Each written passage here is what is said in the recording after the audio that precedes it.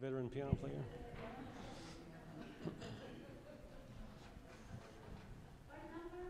Hymn number 83, 83, O Worship the King, from Psalm 104.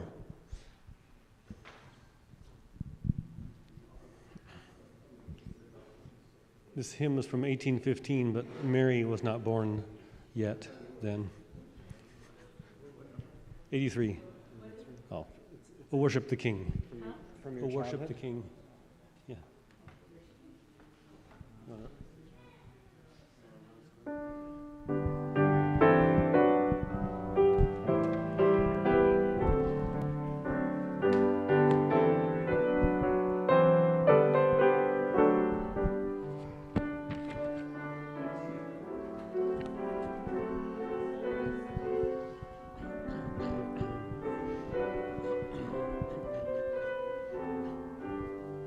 Okay, we'll probably do it a little bit faster than that. Oh, worship the King, all glorious above. Oh, gratefully sing his wonderful love. Our shield and defender, the Ancient of Days, pavilioned in splendor and girded with praise. Oh, tell of his might, oh, sing of his grace, whose robe is the light, whose canopy space, his chariots of wrath the deep thunder clouds form, and dark is his path on the wings of the storm. Thy bountiful care, what tongue can recite?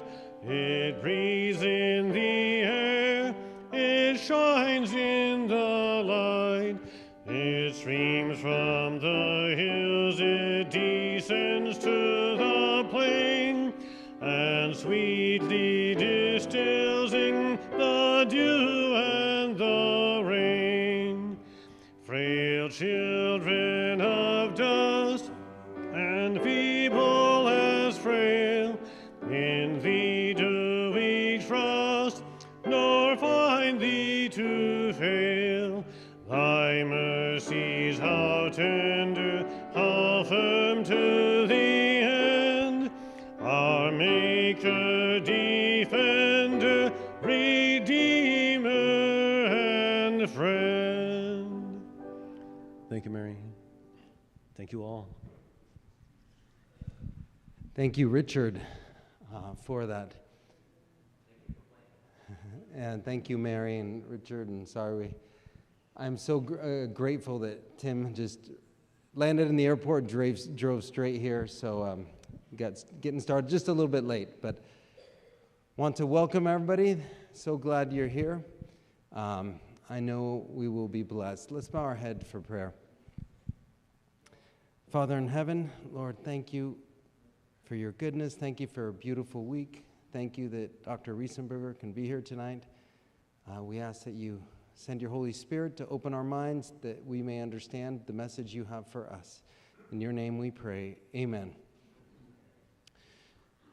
Well, as I said, I am super excited to have my friend from back in medical school, Dr. Tim Riesenberger. He is an ER physician, trained at Stanford and works in the Seattle area. But as he told me, he's been doing a lot of speaking. I know when I ran into the first time I think was at the Romanian church like years ago, and I was like, wow. So Dr. Riesenberger has been doing a lot of speaking, and that part of his life has really been growing to where that's the majority of what he does. But he still works as an ER physician, and God has really given him a gift, and he does one, you said you do one mission trip every month. Amen. Is that good, right? If we do one every 3 years, we're feeling pretty good about ourselves, but he does one every year. And he's got lots of stories to tell about missions trips he's done all over the world. He's been to 100 countries, and we are so blessed that he was able to squeeze us in. You know, when I heard his message a few months ago, I said, can you get us in? I got this slot open. And he really went out of his way and kind of squeezed us in between two trips. but I'm so grateful for him being here. So again, Dr. Riesenberger, thank you so much for coming, and I know God's got a powerful message for us. Thank you so much, Soren. I just want to thank God for Soren. He was very involved when I was in medical school. Yes, praise God. We're so excited. God is so good, and he was very involved with Vespers programs, a lot of the religious aspects on campus, and he doesn't know this, but he was really a great mentor to me because he was one of the upperclassmen, of course. I was behind him in med school, and it was just really a blessing to know him and, of course, to learn from you throughout the years. And I've always appreciated your commitment, Soren. I've appreciated how much you want to do what's right, even if it's against the entire grain of the world. You're going to do what's right, and that's really one of the aspects of longevity that we're going to really talk about. So before we begin, though, I just wanted to share that this is an actual journey for me. I was just talking to Celeste, actually. Her husband was in my class, interestingly enough, and I try to do what I can to not only speak these messages, but actually live them, or I'll try things out on myself, etc., see how they work, because I feel like, how can I recommend them to a patient when I don't even know anything about it, and I haven't even tried it out? I have been a patient before, unfortunately. I've even been as serious as the ICU, in fact. So I thank God that He's brought me through all that, and thank you again for that wonderful introduction, Soren, your beautiful family in the front row. I mean, can't ask for anything better than that.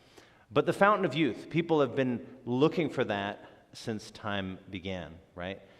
All of us wants to live longer, stronger, more effective lives. But we have not found the key yet. Ponce de Leon tried to find the physical fountain of youth, and of course, he has not failed. He has failed, but we have not ceased the search. We've all tried to find ways to keep ourselves younger, stronger, keep our minds sharp, etc.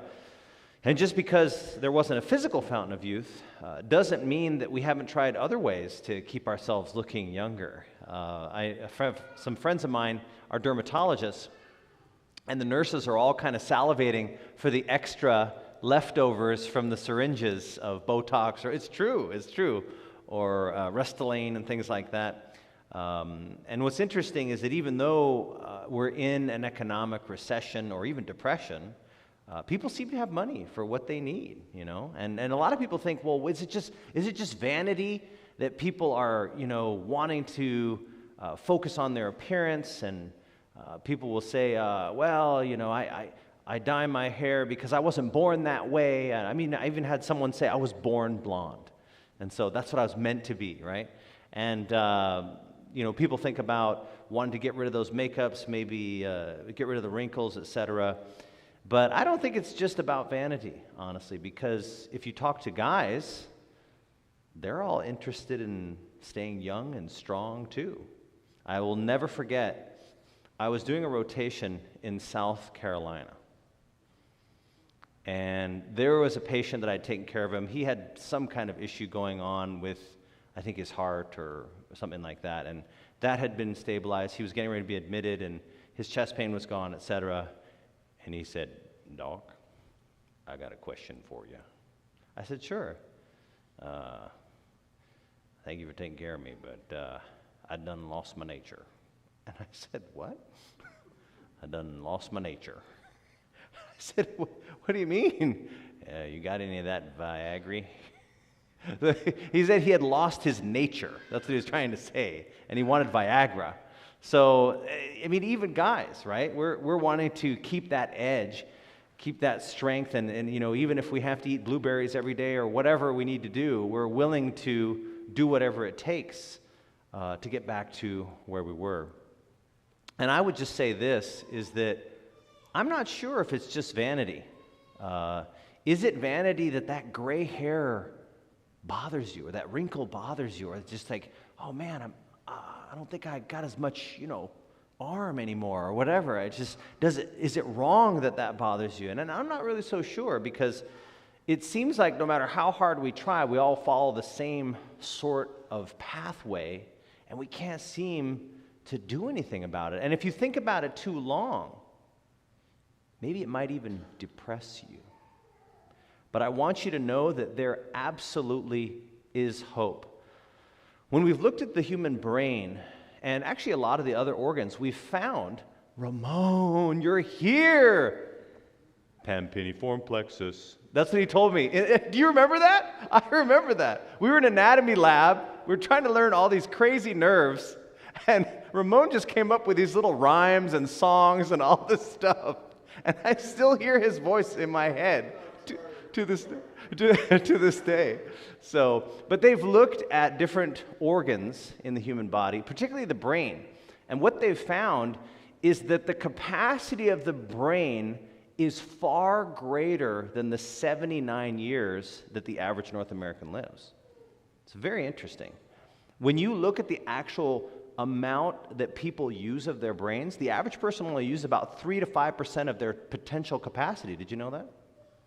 And there are people who are not idiot savants, they're just savants, right? And they have what's called synesthesias. They can taste colors, they can feel numbers, they can speak 5, 6 languages very easily, right? So we've just hit the tip of the iceberg when it comes to brain capacity. Even the Schweitzers, the Einsteins of our race, only managed to fill about 7 to 10% of their actual brain capacity. In fact, they have estimated that the human brain could easily accommodate 1,000 years or more of lifespan. But perhaps we weren't designed for just 1,000 years. Maybe we were designed forever.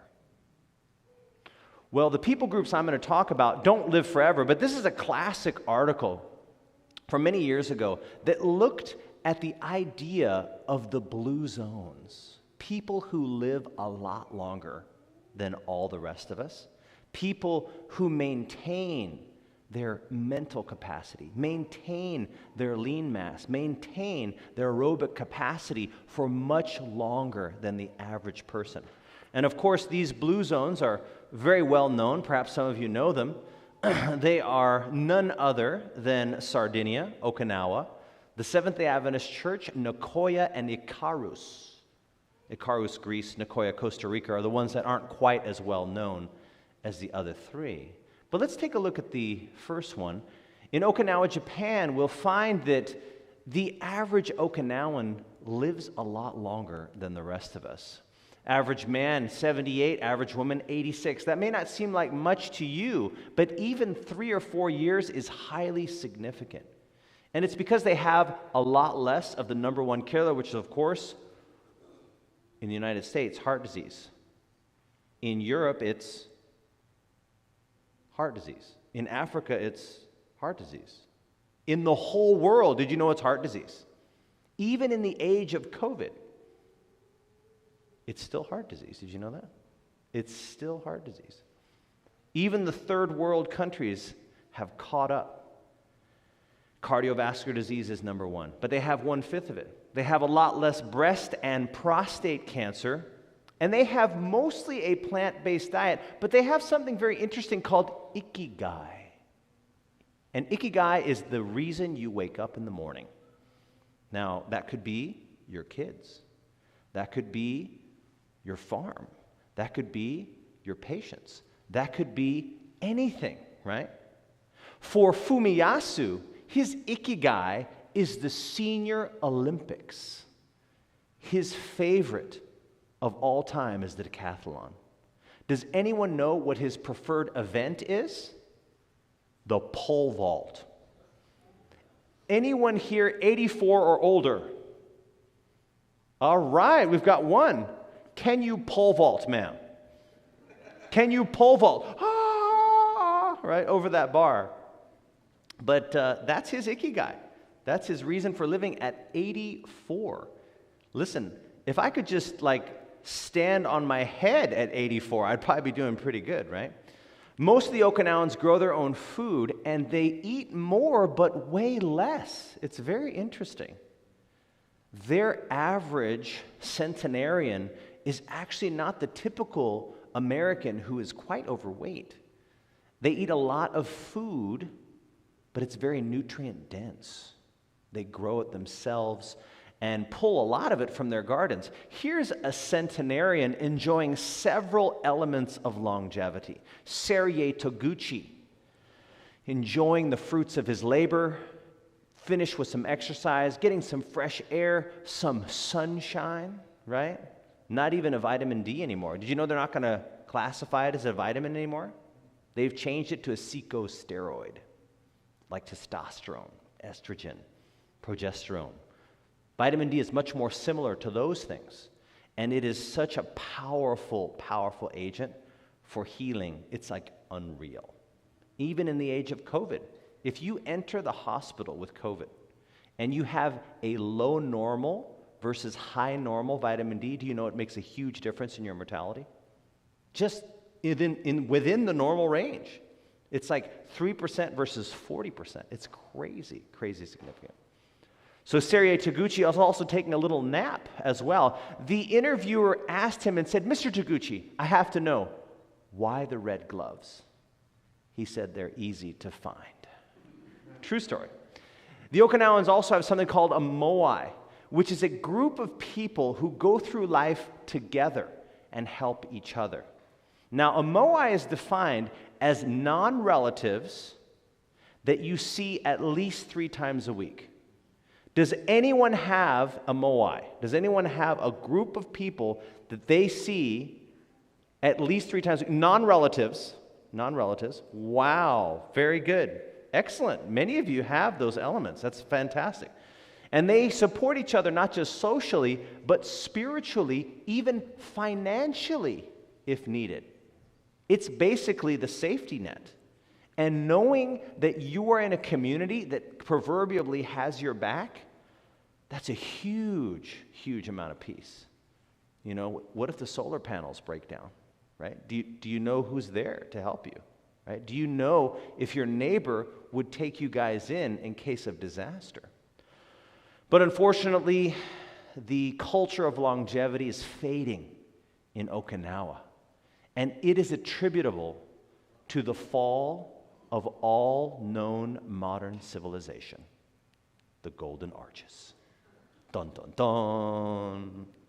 I know, too many carbs in this picture, right, Dr. Isa, right? We'll go to Silanus on the island of Sardinia, off the coast of Italy. Well, you'll meet Tonino. He's a shepherd, and at 74, he still works a 12-hour workday. Man, I'm finding the 12-hour workdays to be hard.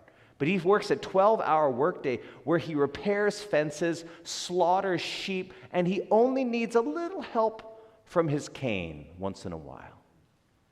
Anyone 74 or older here? Do you work a 12-hour workday every day? Wow, it's incredible. Man, I'm done with those 12s. Like, I was done with those after residency, right? I was like, please, no more call, right? But this guy still keeps going strong. Now, the Sardinian way is based on the family.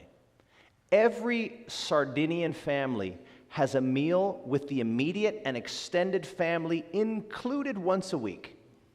Anyone here say they see everybody related to them once a week? I mean, that's like impossible, wouldn't it be? We're Americans. We're like all these independent atoms, right? We're all separated. What's very interesting is that this is a huge element of longevity, this cohesiveness of the family. The Berlin Aging Study looked at people who had elderly relatives in the home. Any guesses as to what happened with the longevity of the elderly relative? Yeah, of course it went up. But what's interesting is that the longevity of every member of the household went up with them. And what was interesting is that the Berlin Aging Study was in the Journal of Human Evolution, where they published this. They actually tried to explain it and said, this is a way of protecting the genome, right?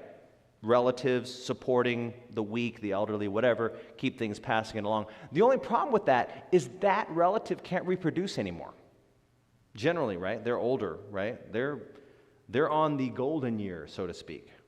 The other interesting confounder that the Journal of Human Evolution could not explain is that if there was a non-relative in the home caring for that person, they also got the benefit, even though they were not genetically related.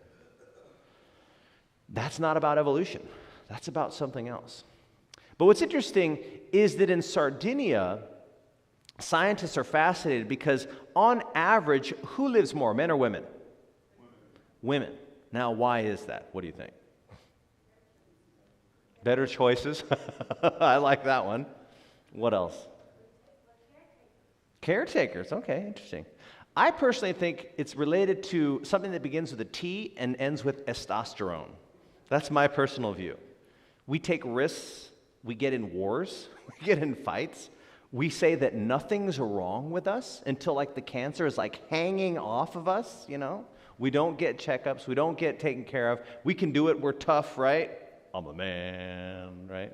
So that's the problem. Is I think women, it's like their period's off for like one day and they're like going to get help. There's something wrong. I know.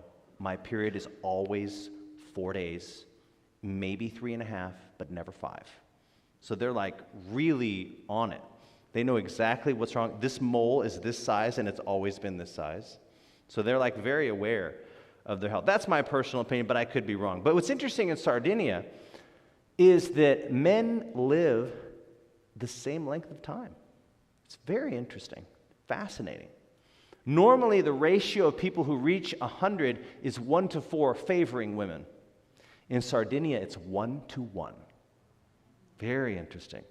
So very fascinating area of research, especially if you're a guy and you want to live to 100.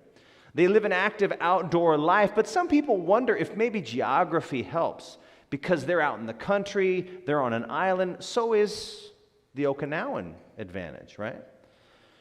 What we look at is that they have also a different mindset, just as the Okinawans do.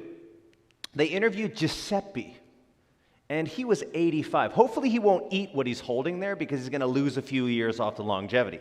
But they interviewed Giuseppe, and they said, Giuseppe, don't you ever feel tired? I mean, you're 85. You're like 20 years older than the average retiree. Don't you ever want to just stay home? And he answered very intriguingly. He said, if I stayed home all day, then I'd be sick. How many people think of it that way? In terms of Sardinia, they are more afraid of rusting out than burning out. Did you know that? And I would say that this man is getting an advantage, not just physically, but his mind is active, right? He is contributing to his family. But Sardinia is criticized because their soil is somehow different. The average levels of antioxidants in their grapes are 300% higher than mainland Italian grapes. There's like a super soil or something there. Also, the criticism is that 80% of the current inhabitants of Sardinia are directly related to the original founders of the island. So again, people might say, well, sure, you live a long time, but that's because your dad lived a long time, your grandfather, your grandmother lived a long time, right? So they feel that it may be a genetic advantage and not actually something useful for the rest of us. There's also only 2,400 of them, so is it really statistically significant to have only 2,400 of them? What's very interesting, obesity now affects 10% of them, and it's rising every year. But what's very interesting is that's actually not a bad number. In America, do you know what it is? Yes, 36. Soren said 35, like 1% accuracy. They're like, that's really good. So yeah, 36%. And the average American is actually overweight. Not quite obese. Overweight is up to 10%, ideal body weight, and then you go 20% obese, and then you have morbidly obese. Now you have even other categories that we've created now because, I don't know, we're just out of control in the United States. But here's the question. Can you somehow gain the advantages of the blue zones? Can you somehow reap their knowledge, their legacy, to have it affect your own life? Well, the last blue zone I'm going to look at tonight lives in quite possibly the worst air quality in the United States of America. Sweet home Loma Linda, where the skies are hazy blue, right? Southern California houses a population of super seniors. They live not only longer, but they live stronger. One of their champions, God rest her soul, was Marge Jatan, who at 100 years old renewed her driver's license for another 5 years, and she got to renew it again. Did you know that? She lived to 106. She was a nurse. Her husband was a physician who actually lived to 98 himself. Not too bad either.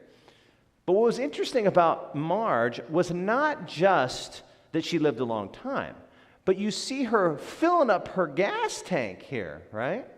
Probably not eating all of this, like pure carb death, right? Probably not doing this stuff, but she's very active, very strong, still driving her car. How many people do you know, even in their 80s or 90s, that are still driving their own car? Not many. Oh, what? Right there, right behind you, 88. Woohoo, good job. We got to have you up here. Dr. Shearer, at the time of this article, was actually one of the oldest water skiers on planet Earth at age 100. Now, what's interesting is that physicians as a whole are very unhealthy, unfortunately, right? And I always appeal to my colleagues, and some people say, hey, buddy, because we have the keys to the cabinet, so to speak, right? So that's part of the issue. But I think it's also a stress issue. It's also a lot higher rates of divorce in physicians, right? Many, many negative things, but he's outlived the average doc by several decades. One of my mentors that I actually got to rotate with was Ellsworth Wareham, who is still performing open heart surgery in his 90s. Did you know that? The only real issue that caught up with Dr. Wareham was he got osteoporosis really bad. He was kind of hunched over a little bit later. But I can tell you, the average person would say, hey, who's my surgeon? Oh, it's this guy. He's in his 90s. Would you let someone in their 90s operate on you? Anyone say I would have a little bit of reservation on that? Anyone raise their hand? Yeah. Well, I can tell you, I was in the operating room with Dr. Wareham as a medical student, and his hand was steady. But the thing that impressed me most is like an artery would like burst or something like that, or some major kind of catastrophe would happen, and he never got upset. He would say, okay, suction here, okay, ligate there. He was like so calm, so relaxed. He never raised his voice. He was never upset because he had already seen every complication, because he had been doing open heart surgery longer than anyone in the room had been alive. It's true, I'm just saying. I was amazed. Lydia Newton, at the time of this article, was 112 and was among the oldest 20 people on planet Earth. Now, is it good genes? Is it divine intervention? Well, the author of the article said, God may or may not have something to do with it, but their religion does. Now, Adventists are more than 20 million people around the world, and what's unique about them is that they are the only blue zone that is not a location, but is an actual denomination, is a religion. The rest of them are geographic areas or ethnic people groups, but the Adventists come from all races and all walks of life. And what's very intriguing is that most of them do not live in the country, but we should, right, Soren? So we don't, though, unfortunately, we should. But what's very intriguing is that even at-risk races, such as African Americans with diabetes and hypertension, when they become Seventh-day Adventist, those risk factors begin to fade. Very interesting. So let's take a look at the best of all worlds. They have generally plant-based diets. They don't smoke, they don't drink, they're family-oriented, and they should do daily physical activity. This is an older article from Newsweek that I included here only because Newsweek is a non-religious publication. This is not Review and Herald. This is not Pacific Press, right? This is U.S. News and World Reports. Number 1, you're female. Number 2, you're Adventist. Wow. And then you got your flossing. But does anyone seem to recall this? You started formal education after age 6. Now, reminder, this is not about mental health. This is about actual longevity. Now, have you heard that before? That maybe kids shouldn't be started so early? There's a book called Better Late Than Early instead of Better Late Than Never. Have you heard that? Very interesting. But this is even recognized in the secular world. Here's another one. Came out about 10 years ago. Very interesting article in U.S. News and World Reports. They have 11 habits that will enable you to live to 100. And the first one is very simple. Those who retire expire. I work with 2 categories of elderly individuals. One category are my patients. The other category is my volunteers. One group is very sick. One group is pushing them around on the gurneys. So what is the difference? Well, one of the groups decided to retire and just watch the grass grow. Go on a cruise where they're eating like 2,000 extra calories a day. Did you know there's like 4 or 5 meals a day on cruises? And they're all you can eat, every last one of them. Did you know that? Forget portion control. This is like any control. There's no control, right? So it's like these individuals have chosen an ikigai that is, hey, I want to live it up. Whereas the other group have chosen an ikigai of, how can I help other people? Very interesting. And I think that had a huge, huge factor in their longevity, not just that the years that they lived, but the quality of those years. How many people knew flossing increased your longevity? How many people knew that? Flossing. Can you imagine? Right? Now, what's very interesting is a lot of people wonder, well, how does that work? Well, if you haven't flossed for a while, and then you floss, what happens? Your gums bleed, right? Now, but they were inflamed even before you did that. Did you know that? And so when you look at your mouth, you've got a lot of bacteria. And if you have inflamed gums, the theory is that the bacteria can penetrate into the bloodstream and cause inflammation in the coronary arteries. Now, the maximum significance of flossing was only 2 years. But again, 2 years for just like a little, like take it, you know, if you run out of floss, right? You just pull the string out of your sock. Sorry, ladies, sorry. Yes, sometimes we do that. I apologize. And then just, you know, have a little floss that way. Maybe celery works for you, but flossing does increase longevity. Number 3 is very recently, this just came out. And how many people have heard this whole 10,000 steps a day? Have you ever heard that? People always advocate that. They've actually validated that now. For younger people, you want 8,000 to 10,000 steps a day.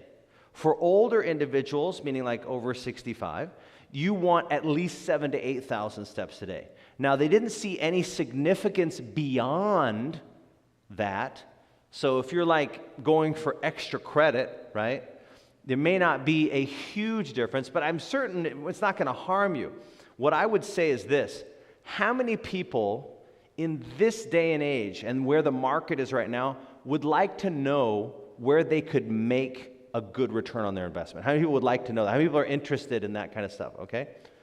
I'm going to tell you that exercise, you not only are going to live that hour over again that you exercise, but you're going to live 2 or 3 more hours on top of it. Did you know that? And the biggest benefits are seen in people who don't exercise. Once they start exercising a little bit, they get massive returns on their investment. That is, I mean, does anyone here make 200% to 300% on their investments every year? I don't know. I don't, you know, I mean, that's pretty amazing. So, but that is an investment that you can make, even just walking. Like, I can tell you when the pandemic hit, I was like, my gym's closed. What am I going to do, right? So I started joining all these apps that would say, here's a challenge. Do 3 sets of push-ups 6 days a week, squats, planks, so many steps, so much cardio, right? And the thing is that I was actually putting skin in the game. Like I was actually putting money in a pot, and everyone put money in a pot, and people who committed to do their stuff, you'd have to video yourself doing it. You would actually get that money back, plus the losers' money. And see, I'm Chinese, so you're not going to take my money away, right? So it's like, I'm going to do all those things, right? Even if it's like, okay, it's like 11:30, oh, let me bang out a few push-ups, there we go. So it's true. I mean, that is a huge investment that you're making.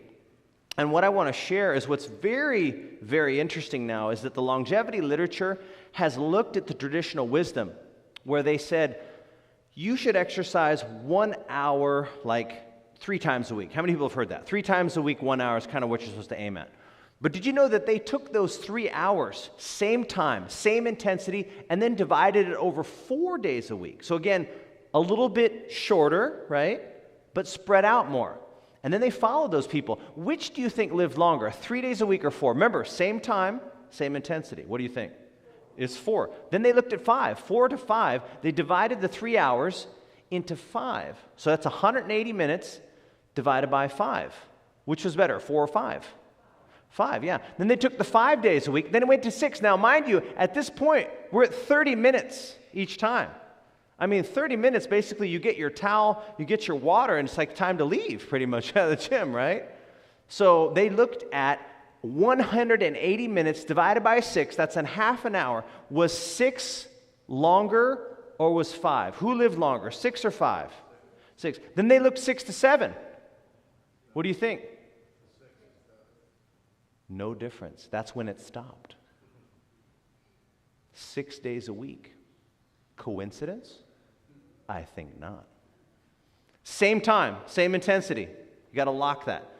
So you definitely want to exercise. And the most common question people ask me, they say, well, what sort of exercise should I do? I say, the exercise that you're going to do 6 days a week for the rest of your life till Jesus returns. That's what I tell people. And the problem with that is many sports involve other individuals, right? They're not solo sports. What they find, the people who tend to be more compliant with exercise are the people who are cross-country runners in school, people who are swimmers in school, people who did solo sports, right? They don't require someone else to be there. Because the problem is, the number one reason for stopping exercise, does anyone know the number one reason? Injury. Number one reason, injury. Anyone want to know the number one reason to keep exercising? A buddy. A buddy. Because the thing is, when your alarm goes off at 5:30 in the morning, right? And you're like, I'm so tired. I'm not going to have enough time before work. It's so easy to hit the snooze button, right? But when you know Susie Q is on the corner there, and she's going to be waiting for you to do that power walk, you're like, let me text her. No, she's not answering. I gotta go, right? So that's the thing, is if you have a buddy, you have not only companionship, but you have accountability, right? Because that person's gonna be there when you're like, what, you call that a rep? Do that again, you know? Or, hey, wait a minute, you gotta come out. Hey, where are you? I'm waiting for you, right? Look at this, my glass jar. No dioxins. That's what I'm telling you right now. Thank you, Dr. Esprescu. Appreciate that. So next is, how many people can tell me the most important meal of the day? Breakfast. But you know, a lot of diets actually involve fasting till noon. Did you know that? There's a lot of interesting diets. I was just telling your wife that I'm actually doing low FODMAP, and I'm like, oh, I'm really hating this. It's so hard. It's like, I just texted a friend of mine, oh, low FODMAP, how do I love thee? Let me count the ways. It's basically, I can only count the ways, like the number of protein sources I have is like peanuts, tofu, and wheat gluten. That's all I got on the, because I have to try it out myself, right, to be able to recommend it to others. It's got to work for me to actually work for someone else. So But what's interesting about breakfast, yes, that's very important. However, did you know if you eat a whole grain for breakfast, that it actually increases longevity? I know, I just said a 4-letter word, Dr. Isa, I'm sorry. Whole grain. I know, I'm sorry. But it is what it is, right? But what's interesting is the mechanism they found that this works by is that it regulates your blood sugar, not just for that meal, but for the rest of the day.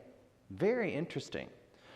And all of these blue zones are based on some kind of grain, and I'm sorry, Dr. Gundry, legume. I know that was a bad word too, legume, right? I'm on the FODMAP right now, so I can't eat any legumes, so I'm like, oh, give me some beans, right? But I can't do it. But anyway, what I will say is if you're trying to lose weight, there's many ways to lose weight. There's keto, there's lots of other diets that you can use. But I will say this, don't skip breakfast. The reason why is your body will turn down the thermostat because it thinks you're kind of starving, right?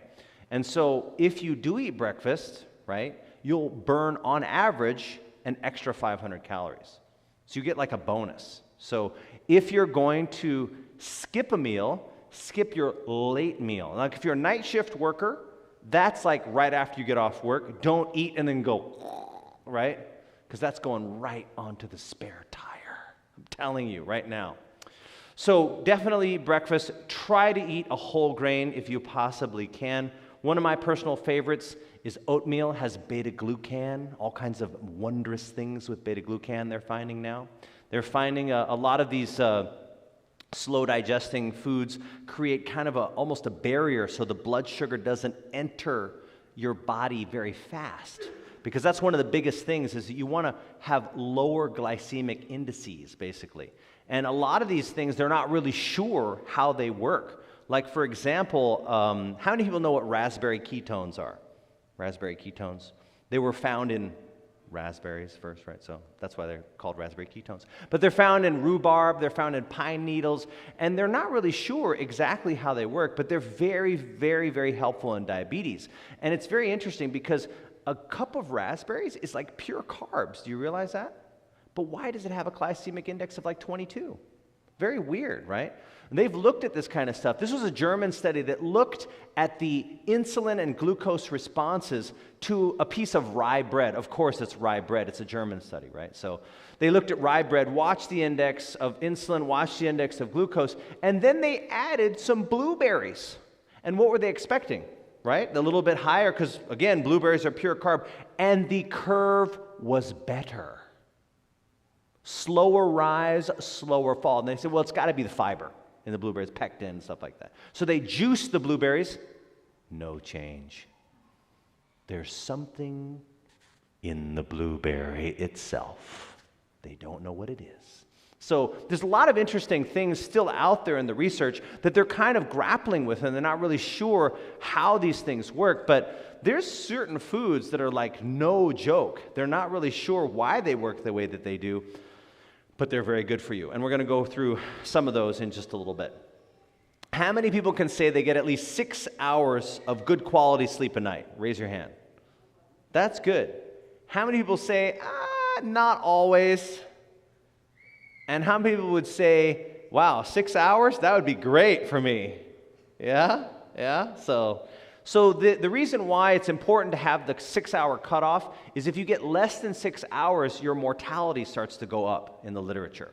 So you don't want to get less than 6. But what's very interesting in the sleep studies is they found that people who slept more than 9 hours a night also had higher mortality. Now, their theory behind that is that those people were hungover, or they were like taking drugs or whatever, so they were like sleeping excessive amounts, right? You know the person who comes in off the meth binge and they sleep for like 2 days or like 3 days or something crazy, right? Like that. So that's actually not good for you either. And what they actually found was if you sleep better at certain times, When you look at sleep cycles, there's lots of hormones involved. You've got cortisol, you've got serotonin, you've got melatonin, you've got growth hormone, you've got all this stuff. And growth hormones is phenomenal because it maintains lean mass, it maintains, your elasticity of your collagen, it maintains all kinds of good stuff for you. However, on average, if you are asleep, and I mean unconscious by 10, okay? You get a spike of growth hormone that will never reappear the rest of the night, no matter how long you sleep. Did you know that? Have you ever noticed that? When you go camping, how do you sleep? Right? It's so great, right? Now, when you think about our environment now, when did the average person go to sleep? Yeah, when it got dark, unless they wanted to burn their oil, right, or their torches or whatever and be a poor person, right? They went to sleep kind of with the sun, right? But what do we do now, right? I mean, we're on our laptop late at night, and we're like, man, it's so late. I gotta stop doing this, I gotta close off. So we shut down the laptop, and we get into bed, and what do? It's crazy, right? It's insane. One of my colleagues is a child psychiatrist. And did you know that she will not diagnose your child with anything, until you sign a sworn affidavit that child has not been exposed to a screen of any type for 6 months? Yes, no ADD, no ADHD, no nada. Did you know in France, if they catch you putting a screen in front of a 3-year-old child, they will ticket you? It is illegal. Did you know that? And France is now going to bump it to 6 years old. Crazy, right? Crazy. But that's one of the biggest sleep destroyers I've found. One of the other ones, very interesting, when you look at melatonin production, that's by your pineal gland, right? Affected by the light-dark cycles, the circadian rhythm. If you drink one caffeinated beverage, you have now cut your endogenous melatonin production by half for 72 hours. That is no joke, right? Now, how many people only drink one caffeinated beverage every 3 days? Nobody does that. They drink a cup of coffee every day, right? That's the average American, right? Or even more, right? You can have a soda. Now it's energy drinks. Do you know that you can go to the store and there's 18 different types of energy drinks for you? And I want to tell you right now that is probably one of the biggest sleep destroyers there is. And I tell people the sports medicine literature is very clear. Caffeine enhances performance. It enhances mental performance. It enhances physical performance. There's no question on that literature. But you know how I explain that? I explain it this way. Yes, if you whip the horse will go faster, but it's not good for the horse, right? Certainly, I was probably one of the only people in medical school or residency that didn't use caffeine, but I don't know, maybe there were some other people out there. I mean, I'm sure some people use meth now, and people say, there's no way that's illegal. I know you can use the L isomer, but if you use the D isomer, it's called Adderall. Did you know that? It's the same molecule. It's just a different isomer. Did you know that? It's just like Tim Riesenberger. Same Tim Riesenberger, right? I mean, that's how the isomer works. It's right?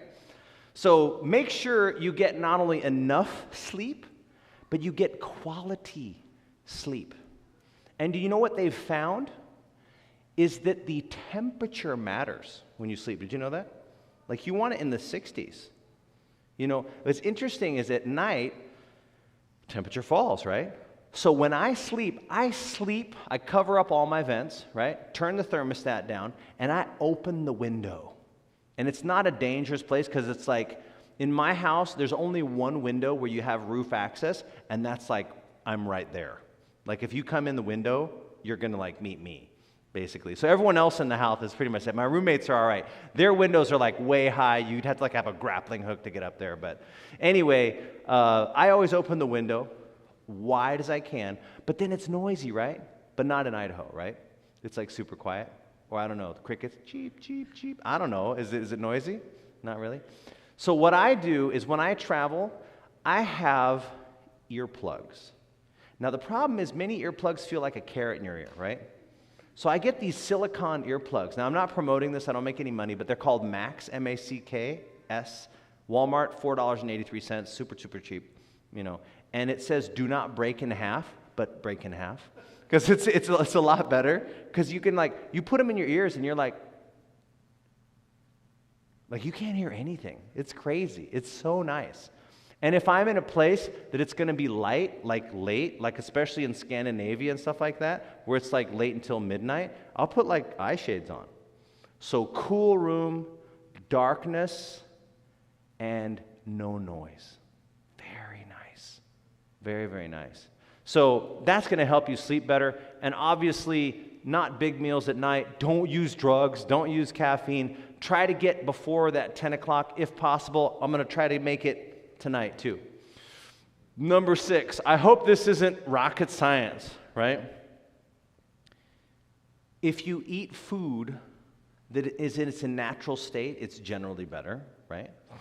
What they're finding now is when they harvest food, the nutrient content starts to dwindle. Now, some of the carbs will change, right? For example, I'm learning the FODMAP right now because I'm trying that on myself. Green bananas do not have FODMAPs, but ripe bananas do, right? Because the nature of the carbs changes, right? They get more fructose over time. So what's very interesting is that when you look at whole plant foods, there's a really power in that. And this is an old study that was done in Finland. They looked at smokers, and what do smokers get?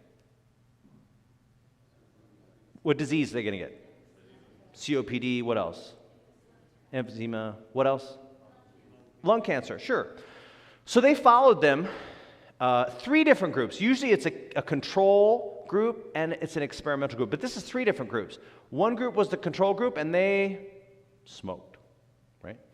Group number 2, they had foods that were high in antioxidants that had to be eaten every day, right? It's like if you take a puff on a cigarette, you wipe out almost half of your supply of vitamin C for the day. Did you know that? Just one cigarette. It's right? That's why it's in these movies, there's this person smoking, they're drinking freshly squeezed orange juice to try to counteract it. It's true story. I had a patient, and he was one of these frequent flyers to the ER, and I was always trying to get him to quit smoking because he'd come in for COPD or CHF or whatever. I'd admit him every time, basically. And he says, Doc, you've finally gotten to me. I said, oh, great, you quit smoking, right? Praise the Lord. And he's like, nope. I want you to know that from now on, I only smoke organic. And I roll my own. A true story. Sometimes you can miss the forest for the trees, you know what I mean? But they looked at these individuals that actually ate whole plant foods in vitamins A, C, E, and selenium. High vitamin A. What's high in vitamin A? Sure, carrots, green leafy vegetables, peppers, right? Squash, right? What's high in vitamin C? Everyone says oranges. Everyone says broccoli, parsnips. Wow, that's very creative. You get points for freestyling, for sure. So you know what's interesting is, did you know a golden kiwi has 250% the vitamin C of an orange? Did you know a guava has 350% the vitamin C of an orange? That's 140 milligrams. Did you know that acerola cherries have 1,600 milligrams of vitamin C per serving? It's no joke. And for those of you who are really the history, quiz buffs, the highest source of vitamin C in the natural world is the kakadu plum that's found only in Australia. So, true statement. So anyway, that's C. What's high in vitamin E? Nuts, yeah. Particularly almonds, right? Almonds are very high. Selenium, where do you get selenium from? Yeah, Brazil nuts. That's why I remember, always get 2 Brazil nuts. And there's actually a Brazil nut study. Now, everybody criticizes me about the Brazil nut study. And the reason why they criticize me, they say, Riesenberger, that study had 40 people. Maybe a few dozen people. Why do you ever use that study on people? And you know what I tell them? It is a Brazil nut. And the concept in medicine is, first of all, do no harm, right? So I always tell people, hey, I want to lower my cholesterol. I tell them, eat 4 Brazil nuts a day. What? I said, in healthy volunteers, the study looked at 2 nuts, 4 nuts, 8 nuts. And they consumed the nuts 1 time. Baseline lipids, 7 days later, 30 days later. The lowering effect of the Brazil nuts was a month later. From eating it 1 time. And people say, that's not going to work. There's only 20 people in that study. And I said, even if it doesn't work, it's a Brazil nut. The risk of the Brazil nut is like you chip a filling or something like that. I don't know what the risk is, right? I mean, really? And that's the same reason why I use things in medicine that have no risk. Like even in my discipline of emergency medicine, does anyone know what vagal maneuvers are for SVT? Vagal maneuvers? Why do you use those? They never work on SVT. There's this new maneuver where you take the syringe out of have you seen this? A syringe out of a 10 cc syringe, and you have them blow through it for 30 seconds, and then you put their feet above their head, and it has a 30% conversion rate for SVT. And what's the only risk? Code brown in the bed. And then the nurses hate you. But it's not a risk for the patients. It's because you're bearing down, right? You might just go, right? So it's true. That's the only risk. So I always use things that are no risk or low risk. And that's the key, is that selenium is no risk, right? Why would you risk anything by taking a Brazil nut? The other third group was people who ate supplements that were equal to the foods, A, C, E, selenium, okay? So the control group, they followed them for several years. What did they all get? Or what did they develop? Many of them. Lung disease, right? Or lung cancer, right? Now, the people who ate the foods, high in A, C, E, and selenium, did they get less lung cancer, more lung cancer, the same lung cancer? Less. The people who had the supplements, less lung cancer, same lung cancer, more lung cancer? More. See, Ramon knows the study. I love it. I love it. Yeah. Now, I'm not saying that supplements are bad for you, okay? I'm not saying that. But I'm saying that we try to manipulate things too much, right? We try to mess with things too much. We're trying to improve things. Did you know that there's orange rice? Have you ever seen yellow rice, orange rice? It has the vitamin A, the retinol gene spliced into it. Did you know that? They use it in Africa because there's like 10,000 cases of blindness from vitamin A deficiency a year. Did you know that? And they figured it's an easy way to prevent that. So I'm not saying that's evil or whatever. I'm just saying we're trying to improve things. And I think sometimes we're penny wise but pound foolish, if that makes sense. We miss the obvious, the large things. Number 7, this is my personal favorite. It's not always what you're eating, but what's eating you, right? Right here. Right here. I believe, sincerely, that 9 out of 10 illnesses have their origin in the mind. And one of the programs I'm working on, which is age reversal, is showing people how to unlock that, how to listen to the mind-body connection. And I'll show people the parameters to look at: lean mass, gray hairs, wrinkles, even different quirks that your body may do that's communicating to you that something's wrong or something's right. And sometimes those clues are subtle. It's like the check engine light. What do people do when the check engine light comes on? Do they really take it in? I think the average person does what Dr. Esprescu says. They ignore. Yeah, exactly. Unplug it. That's even worse. That's right. But that's actually, you know what's interesting? One of my teachers, he's a dermatologist. And so I went to him and I'm like, John, oh, I got to be careful. But anyway, John, pretty generic name, so you might not know who it is. John, I've heard with dermatology, if it's wet, you dry it. If it's dry, you wet it, and everything else, you use steroids. And he said, actually, we've changed it. If it's wet, you use steroids. If it's dry, you use steroids, and then everything else, you use steroids. So it's true. It's what he told me. But that's the problem. It's just like Dr. Issa was saying, is it's like unplugging the check engine light. It's like, let's just take the fuse out. So let's tell the body, don't tell me about that anymore. Don't talk about that anymore. And that's what we do in medicine. We cover the symptoms rather than dealing with the issue. And I think a lot of the issues here are the heart. In fact, we had a real patient. One of my colleagues has a diabetes reversal program. Everything he threw at her, every diet change, every supplement change, he had her lose weight, he had her on plants, he had her on keto, he had her on everything. Nothing controlled it. Nothing controlled it until she dealt with a childhood trauma, then it all went away. Then everything he was using worked just like that.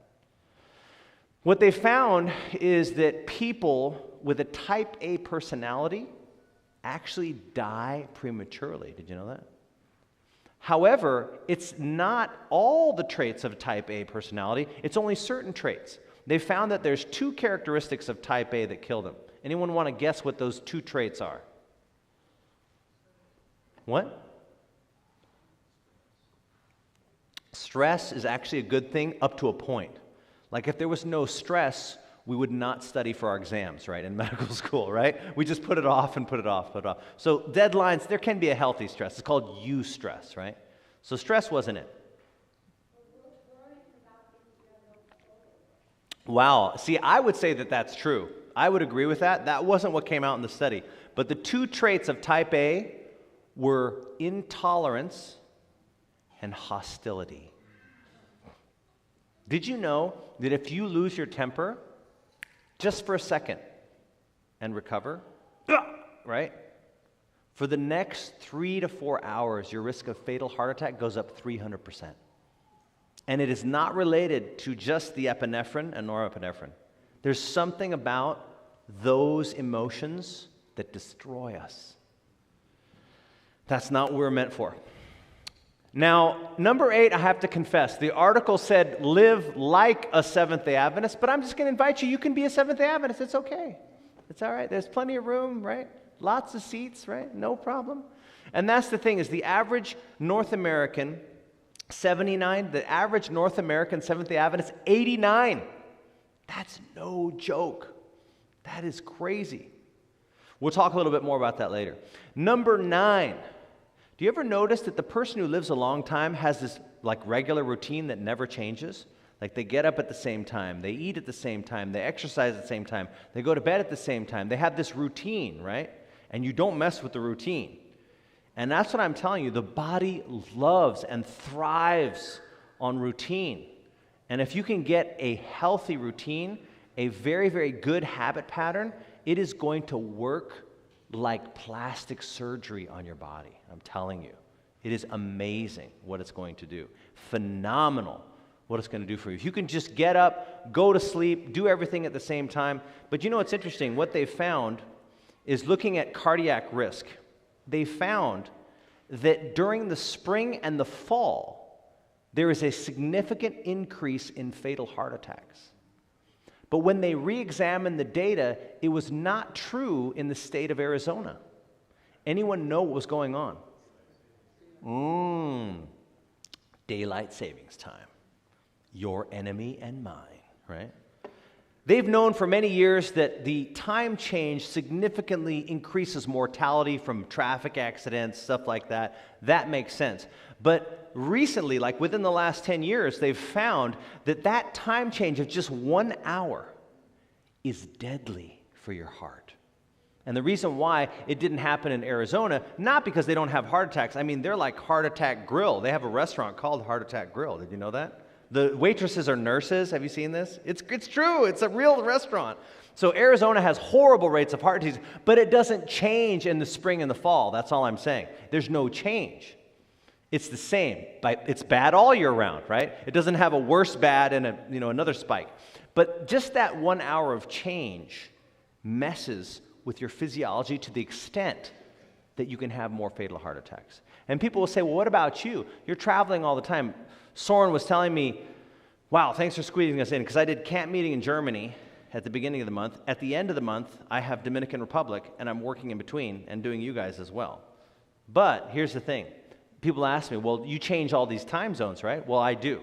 It's true. Well, but we know that God sustains you. Well, yes, he does, but I'm telling you right now, I'm jet lagged. I'm tired when I go to Germany, right?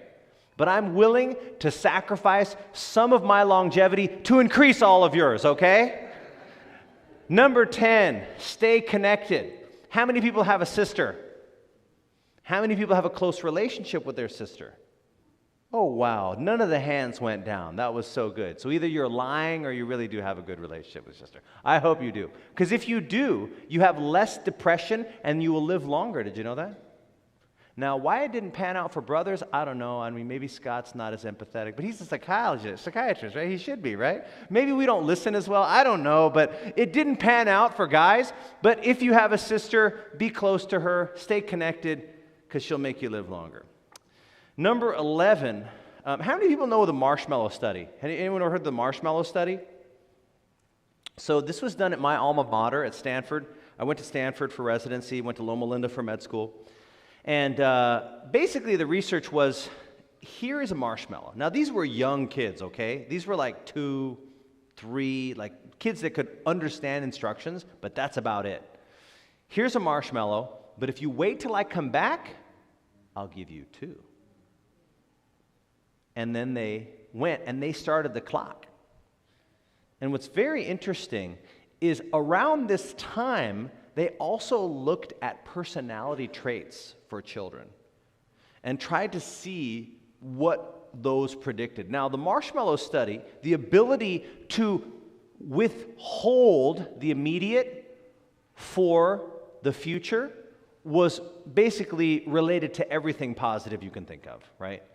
Health, marital success, jail time, educational success, like everything was related to it. And what's interesting is they followed these kids for about 40 years. Very, very long. It's probably the longest clinical trial that's ever been done. And they looked at personality traits, and the number one trait that was correlated to longevity wasn't happiness, wasn't like, oh, wow, rosy gold, whatever. Because sometimes you're like, oh, yeah, that mole there, that's fine, that's no problem. Cancer or whatever, you know what I mean? If people are always like positive, they don't actually deal with problems sometimes, right? Because they're like looking through rose-colored glasses. But conscientiousness was actually number one. And what does conscientiousness mean? Now, the authors of the study tried to say, well, they were conscientious to keep their doctor's appointment. Honestly, I don't give myself that much credit. But I will say is they did stuff like I was saying about Soren. He was willing to be the odd man out. He was willing to do something that no one else was doing, right? He was in the country before it was cool to be in Idaho. You know what I'm saying? I'm just saying, everyone now in California is all moving to Idaho, right? But you were like you guys were like the trendsetters, right? So that's the thing, is being willing to say, hey, I'm not going to cut corners. I'm going to say what I mean and mean what I say. I'm going to follow through, right? That's conscientiousness. So if you can develop one habit by the grace of God, being conscientious is where it's at. So let's take a look. Newsweek, National Geographic, U.S. News and World Reports. What do they have in common? Well, you don't have to believe me. You can believe David McLean. This guy, just so you know, he is not religious. He has no conflict of interest. He was just a photographer for the Blue Zones. And let's see what he has to say.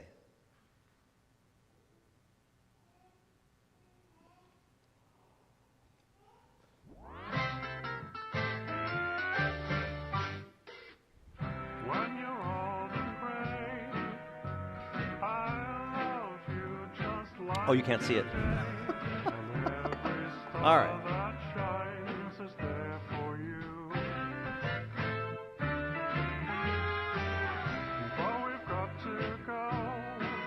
All right. Can everyone hear it? See it? Okay. All right.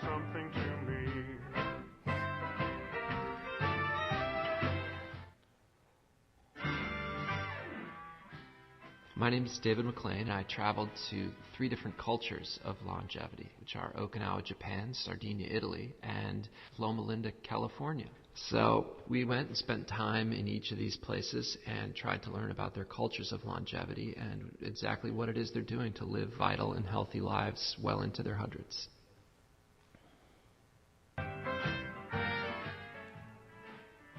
The first longevity hotspot we traveled to was Sardinia, Italy. So in this region, men are living as long as women, which is just an incredible phenomenon. Science isn't exactly quite sure why, But one of the theories is that it's because the women wear the pants and that men have less stress as a result. But also the Sardinians have a fanatical zeal for the family. And we dropped by 4 generations of one family, and every weekend they shared this giant meal. And this social component of longevity is incredibly important. And at the time, I remember thinking, this is what being alive and having a family is all about.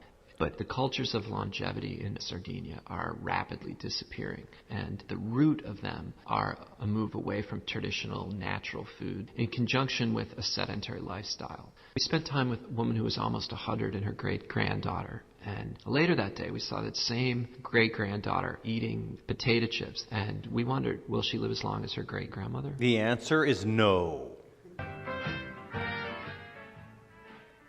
Okinawa is an archipelago in the far south of Japan, and it's home to the longest-lived people on Earth. And we met numerous people who were into their hundreds, who were leading active and very healthy lifestyles. You know, the 90-year-olds were biking and fishing 8 miles offshore with these old diving techniques on the reef. And we met an amazing woman who was over 100. Her name was Kamada, and she had been in a moi.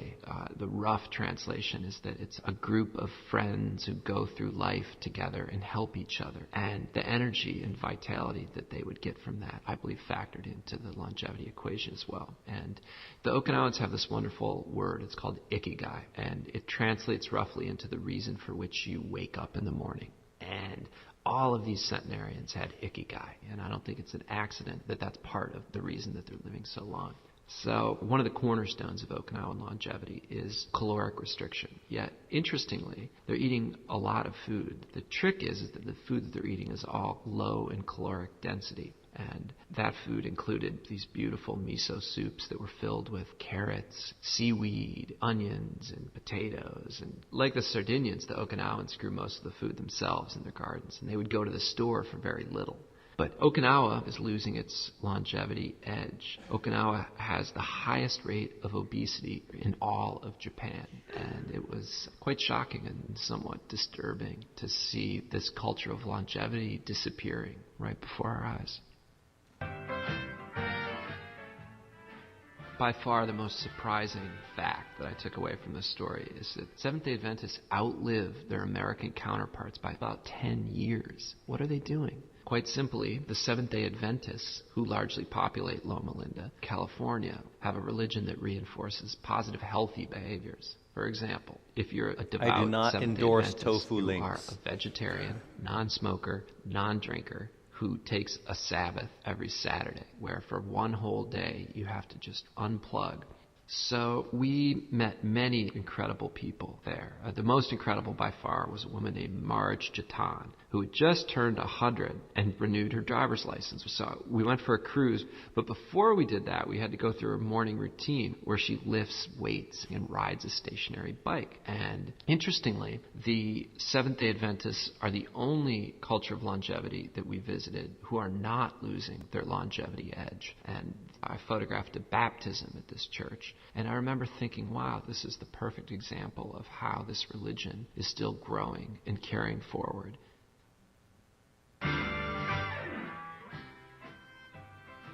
I think in America we tend to marginalize old people, kind of put them away in retirement homes. But these amazing people in 3 different cultures represent the potential to see your great-grandchildren grow up, a potential to be healthy and happy well into your older years. And that to me was the biggest thing I walked away with from this assignment, was that, wow, I now have this sense of responsibility and control based on choices that I make. I'd read that genetics only account for about 30% of how long you live. So, the majority of how long you live is up to your lifestyle. It's up to you. All right. Let's cut the sound now. Let me see if I can come back here. Oh, there we go. All right. Let's take a look at our next slide.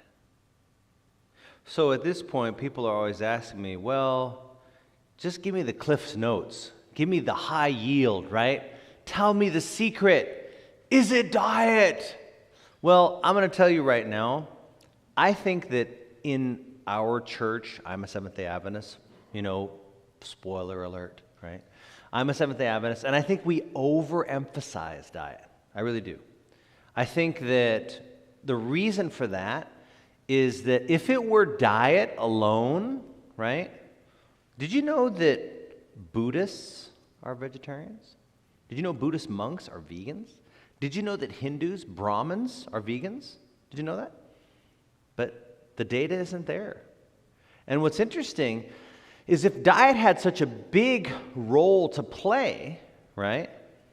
The number one blue zone is Seventh-day Adventist. Number two blue zone is the meat-eating Seventh-day Adventist. Did you know that? That's crazy. It's true. So if diet was the big factor, you wouldn't be seeing that. Well, maybe it's exercise. I'm ashamed to say that only 10% of Seventh-day Adventists are active every day. Very bad. Very, very low. So maybe not. Well, what about genetics? Well, as we've learned, right, that only accounts for about 30%. And it's not everything. And of course, you can have a very long-lived genetic line. My great-great-grandmother lived to 109. And my grandfather always pointed to her as the reason why lifestyle didn't matter. She smoked, she drank, and ate pork sausage every day. 109. And I said, well, if she didn't do that and she lived healthier, she'd live to 149. She's like, I don't believe that. But see, my grandfather died in his 80s, though.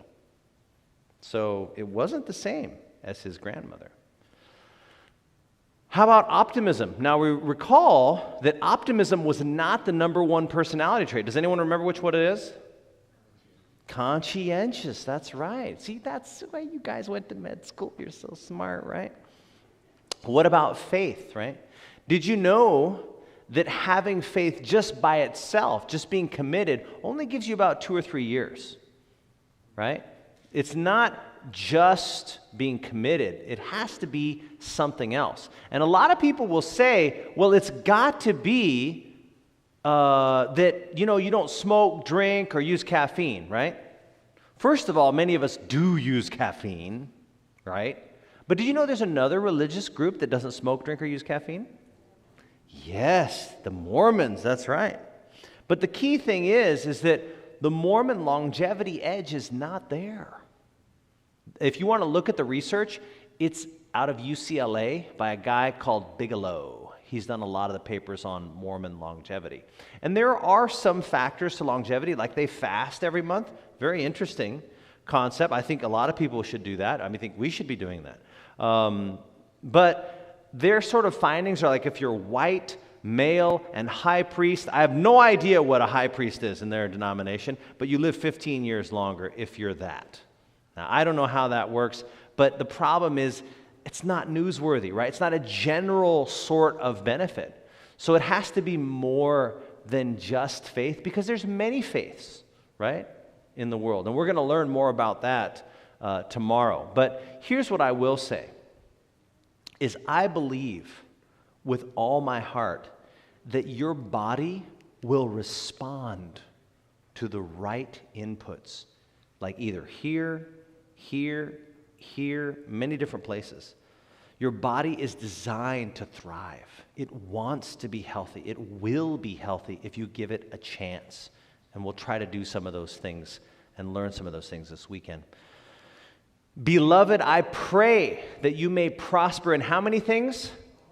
All things. And be in? Does God want us to be healthy? Sure He does, right? Just as your soul prospers, right? He wants us to be balanced. And I want to just end with this. I don't believe it's vanity to want to be healthy. I don't believe it's vanity for you to say, wow, that wrinkle concerns me. Oh, that gray hair. Oh, man, I'm losing my edge here. I don't think that that's vanity. You know why? Because I believe that God Himself has placed that desire within each person, because He has placed eternity in our hearts. Perhaps why death bothers us so much is that we were never meant to die, right? If death is just part of the circle of life or whatever, right? We should celebrate. That's the evolutionary process, right? But nobody celebrates that. Did you know that animals don't celebrate? Did you know animals mourn over the elephants? Have you ever seen elephants mourning over their dead? Could it be that we were designed for eternity? Now, this is my appeal to just the Seventh-day Adventists that are here. I'm going to end with this little passage. At the court of Babylon were gathered representatives from how many lands? All lands. Men of the highest intellect, highest talent, men of the most richly endowed with natural gifts, and possessed of the broadest culture that the world could bestow. Yet among them all, the Hebrew youth were what? Without a peer. Now I'm telling you right now, that's significant. That's not just alpha, omega, alpha. That's not just 95th percentile. That means there's nobody in your dimension, right? That's huge. The Hebrew youth were without a peer. And what's the first thing that's mentioned here? In what? Physical strength. Isn't that interesting? It's not the spiritual that's mentioned first. Physical strength and what? Is that superficial? Is that the outside? That's the outside, isn't it? In physical strength and beauty, in mental vigor and literary attainment, they stood what? Unrivaled. Unrivaled. I believe that God's design for this church is to show the way home. The average secular person, they just want to live longer. They just want to be stronger. And so they're going to start looking, and they're going to find that the number one blue zone is this little Adventist church, and they're going to start looking at what we do. Because God leaves the light on for them. They're not going to open the Bible, let alone the spirit of prophecy, you know what I'm saying? They're not going to read any of those things, right? But they're going to read you. They're going to read me. And they're going to say, girlfriend, where did you get that peach? You must be doing something. Are you using beta HCG, right? Dude, what can you bench, right? That's the thing. I'm telling you, the world will judge you in 7 seconds on average. Do you realize that? When they meet you, they're going to make it a conclusion in 7 seconds. And in those 7 seconds, all you've got is your appearance, maybe a smile, maybe a few words, maybe the expression on your face. But I'm telling you, I believe that this was God's plan for us all along. Not to have 10 extra years, but 50. What if we had like 50? Do you think that would get people's attention? Did you know in the Hebrews, when they came out of Egypt, do you know how many of them were sick? None. What if we had a 0 incidence of diabetes, a 0 incidence of heart disease, a 0 incidence of cancer? They would say, this is insanity, right? You guys must have like fudged all the data or something like that, right? But I believe that's what God wants us, right? They stood unrivaled. The erect form, the firm, elastic step, the fair countenance, the undimmed senses, the untainted breath. All were so many certificates of good habits, insignia of the nobility with which nature honors those who are obedient to her laws. That's my appeal to everyone who's an Adventist in this room. I'm going to be very real. 2 of my mentors are here, and I'm very thankful for you guys. I really looked up to you. I remember the things that you said, not just pampiniform plexus. So I look up to you guys, right? But I'm going to tell you a sad story. One of my other mentors, he did an experiment. And he said, I'm going to go 1 year without God. You know who this is, I'm sure. He was actually one of my upperclassmen. I looked up to this man. I had studies at this man's feet. I admired him. And when he did this, I knew what the outcome would be. Because if I had a year without God, I would be gone too, right? And at the end of that year, do you know what happened to him? Who knows this experiment? What happened to him? He became atheist. Did you know that? And at one point, I appealed to him. And I said, please, I know you may not believe what the Seventh-day Adventists believe anymore. But just get the 10 extra years. Just stay. Just take advantage of the blue zone. And what he told me was this, exactly, word for word. He said if there was a plant-based, family-oriented, moral community of individuals, they would have those 10 extra years too. And I said, where is that community? And his friends who were atheists jumped on me. All the comments started flying on the wall and all this stuff, and I was just being shredded at that point. And he finally, at the end, kind of quieted everyone down, and he says, I concede. He said, you're right. The data is clear. The 10 extra years is there, but I'll give up the 10 extra years, but be honest with myself. And I just like, what do you say at that point? I believe that God has given the Adventists an opportunity to show the rest of the world the principles not just of health, but of eternity. And the eyes of people are on us. Even though we are less committed to our own health message now than ever before in the entire history of our church. Did you know that? We are less committed now than ever before. Yet the 10 extra years is still there. And I believe that God allows that so that others can see the way back to the Father's house. That's my commitment to you. I am going to be here for this weekend and try my best to share principles of health. Not just speaking. It's actually, Soren asked me, he's like, hey, do you want to eat after the presentation? And I said, I got to live what I'm preaching, so I'll grab something to eat on the way, and I'll eat and drive and like hopefully not die on the way here. But it was actually pretty good. I found like this place. I got some good vegetables, and it was actually FODMAP. I actually got a FODMAP. It was like tofu, some wheat gluten, and some vegetables and brown rice and stuff like that. So it was pretty good. Over $20 though. I'm like, ooh, painful, right? But it was pretty good. But I said, no, I can't eat that late. I don't want to be a bad example or whatnot. So I actually told him no, even though Elise, I'm sure, is a phenomenal cook. Yes, she is. Look at that. Did you hear that? That was the first comment. But that's my appeal to you. If you're Seventh-day Adventist, the spotlight's on you. Just saying. And people are watching, and they're saying, what are you doing? Because they want those years. Do you think Steve Jobs would have given me any money to give him a few extra years? Do you realize the man died in his 50s? Do you understand that? The 50s. You know, if I would have given him 1 extra year, 2 extra years, he would have handed it all over. Did you know that? He would have handed it all over. Right there. Because when you're coming to the end, it's not enough. And so that's my appeal to you. If you are a Seventh-day Adventist, and you know that there's something in your life that needs to change, it may be here, it may be here, it may be here, it may be in your relationships, I don't know what it is.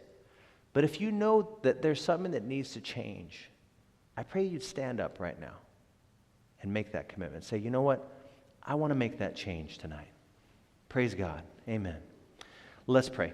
Father in heaven, thank you so much for the blue zones, and thank you so much for lighting the way home. Lord, I pray for Ryan, wherever he is right now. Lord, you know his heart, you know his soul. Highly intelligent, highly talented, like literally a super genius, Lord.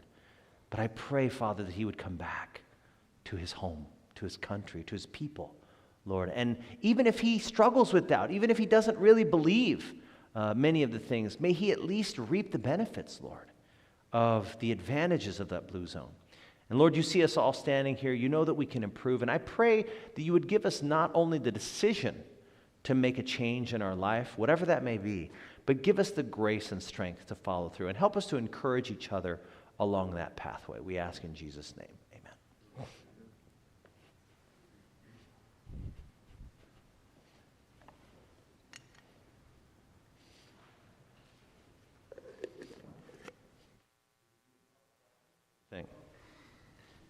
Roving mic. If you need to go, please feel free. Come back at 9:30. Is it 9:30 tomorrow? Yes. 9:30? But if you would like to ask some questions, I will stay and answer whatever questions. I might field some of them to Dr. Isa or Dr. Esprescu as well.